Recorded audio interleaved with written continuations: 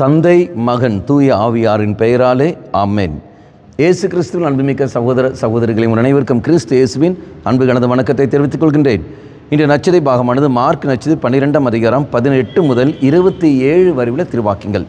குறிப்பாக 27வது வாக்கியம், அவர் இறந்தோரின் கடவுள் அல்ல, மாறாக வாழ்வோரின் கடவுள். நம்முடைய தெய்வம் மரித்தோரின் கடவுள் அல்ல, மாறாக வாழ்வோரின் கடவுள்.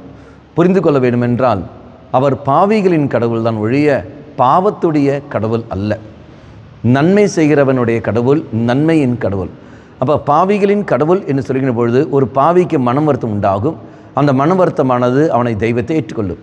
பாவி சொல்லுவான், தனக்கு கடவுள் மேல் நம்பிக்கை இல்லை என்று சொல்கின்றவன். என்ன காரணங்கள்? ஏதோ கடவுள் இருக்கிறவனை ஏற்றுக்கொள்கின்றான், ஆனால் அவனுடைய சூழல் ஆனதும் அதே சமயம் அவனுக்கு கிடைத்த பல கசப்பான அனுபவங்கள், அவன் எதிர்பார்த்த காரியங்கள் நடக்காத காரியத்தினால் அவன் எடுக்கிற ஒரு தீர்மானம், தவறான கருத்துக்களை எடுத்துக்கொண்டு அவன் எடுக்கிற ஒரு தீர்மானம் என்பது என்ன? உலகத்தில் கடவுள் என்பது இல்லை என்று சொல்லிக்கொண்டு தவறான கருத்தை வைத்துக்கொண்டு இதோ எனக்கு கடவுள் மேல் நம்பிக்கை இல்லைன்னு சொல்லி வாழ்ந்து கொண்டிருக்கிறவன். ஆனால் அவனுக்கு ஒரு அறிவு தெளிவு பெறுகிற சமயத்தில் இதோ தெய்வம் இருக்கிற என்ற உணர்வு அவன் கடந்து வரும். கடந்து வந்த உடனே தன் தவறுகளை அவன் உணர்ந்து கொள்வான், உணர்ந்து தெய்வத்தை ஏற்றுக்கொள்வான். அப்போ பாவத்தில் வாழ்கின்ற ஒரு மனிதன், பாவியாக இருக்கிற ஒரு மனிதன், இதோ தன்னுடைய தவறுகளை உணரக்கூடிய ஒரு மனிதன், அப்பேற்பட்ட மனிதனுக்கு கடவுளாக இருக்கிறார ஒழிய பாவத்துடைய கடவுள் அல்ல நம்முடைய தெய்வம். பாவம் என்று சொல்கிற சமயத்தில் வெறுப்பு, நீ கோபத்துடைய கடவுள் அல்ல, வைராக்கியம் வைக்கின்ற வைராக்கியத்தினுடைய கடவுள் அல்ல, அல்லது குடித்து கும்மாளம் அடிக்கின்ற அந்த குடியெனும் பேயுடைய கடவுள் அல்ல இவர். மாறாக அந்த தீமையெல்லாம் விரட்டக்கூடிய கடவுள் தான் நம்முடைய கடவுள். அப்போ இந்த ஒரு உணர்வு நமக்கு இருக்க வேண்டும். அன்பார்ந்தவர்களே, நம்முடைய தெய்வம் வாழ்வோரின் கடவுள்னு சொல்லும்பொழுது நீ நானும் மறிக்க வேண்டும் என்ற எண்ணம் அல்ல, மாறாக வாழ வேண்டியவர்கள்.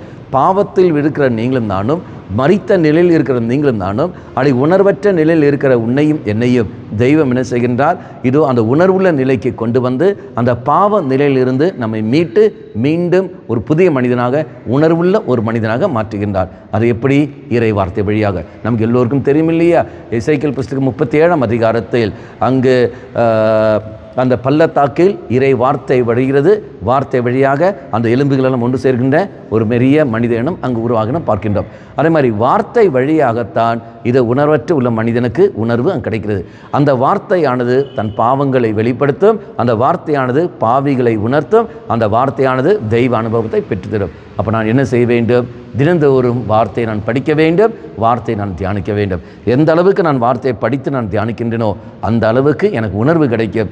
என் தெய்வம் என்னை தேடி வந்தார், என்னை அன்பு செய்கிறவர், என்னை கண்டிக்கிற தெய்வம் தான் ஒழிய என்னை சபிக்காத தெய்வம் என்ற உணர்வு நமக்கு கடந்து வரும். அவர் வாழ்வரின் கடவுள் என்பது நமக்கு உணர்வு கிடைக்கும். கண்களை மூடிக்கொள்ளுங்கள். இயேசுவே, நான் வாழ வேண்டும் என்று தான் நீ ஆசைப்படுகின்றேன். பாவி மனம் திரும்பி வாழ வேண்டும் தான் நீ விரும்புகிற ஒழிய அவன் சாக வேண்டும் என்று ஒரு நாள் நீ விரும்புவதில்லை.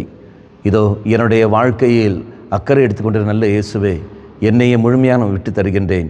என்னுடைய பாவத்திலிருந்து இதோ விடுதலை பெற நீரே எனக்காக பலியானீர், அதை நான் ஏற்றுக்கொள்கின்றேன். இனி முதல் பாவம் செய்யாமல் வாழக்கூடிய கிருபையை எனக்கு தந்திரலும். மாதாவே, விசேஷமாக எனக்காக பரிந்து பேசியறலும். தந்தை மகன் தூய ஆவியாரின் பெயராலே ஆமென்.